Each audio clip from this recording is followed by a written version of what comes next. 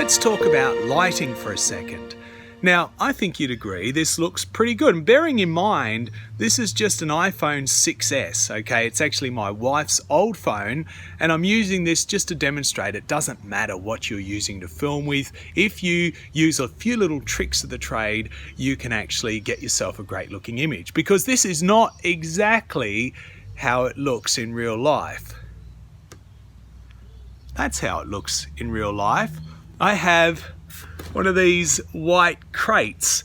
It's just something that we get deliveries in sometimes, and you can see there's a whole bunch of reflection. The sun's that way, it's just off in that straightaway direction there, and this here, look at this reflection. I'm just holding it like that close to my face. You see it's just here, just out of frame, and then it actually fills in the shadow on this side. So there it is without, and there it is within. You could do this with a piece of cardboard, you could do it with any white sort of reflective surface. But these polystyrene containers, they work really good because they're a little bit matte, so there's just a certain nice softness to the light that comes off them.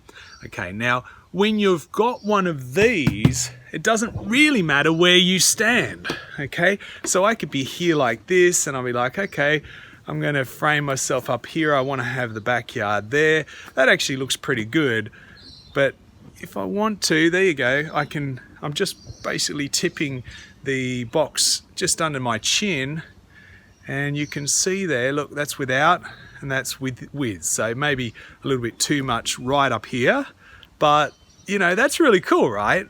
And there are special things that you can buy. There are these special discs that you can buy that are designed for this, and you can pack them away. But you know, we're at home, we're in a pinch, we've got our iPhone, and all we need to do is get our polystyrene box and work that light, or consider which direction we are facing. So we've still got the sunlight off this way. If I've got the sun directly behind me, how does that look? If I had a really bright sort of thing behind me, if I walk up here a little bit and I put the house behind me, now I'm in harsh sunlight, okay, and I've got a bright house behind me, and I think you'd agree that doesn't look too good.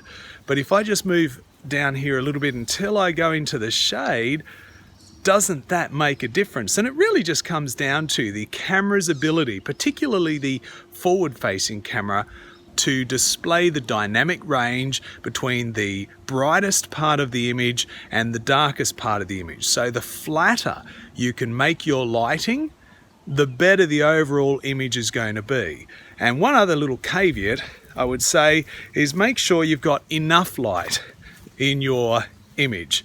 Now even this looks pretty good. At the height of summer, at around about lunchtime in Australia, it would not be a good idea to try and film out in the backyard without some kind of cover. But the good thing is we have greenery behind me. Green doesn't tend to blow out the way a reflective surface like a painted thing, or maybe this box. If we get this in the sun, this will just go completely white. Here we go, come back a bit further, and oh gosh, I'm in the sun, there we go. Okay, so you can see you're losing the details on that, and it's trying to compensate with me. I think you get the picture. I'll wrap this up here. What I'm saying is, the flatter you can make your light, the better. And if you get something light and reflective, and you can bring that in, and instead of having all these harsh shadows, we can actually make a very satisfying looking picture.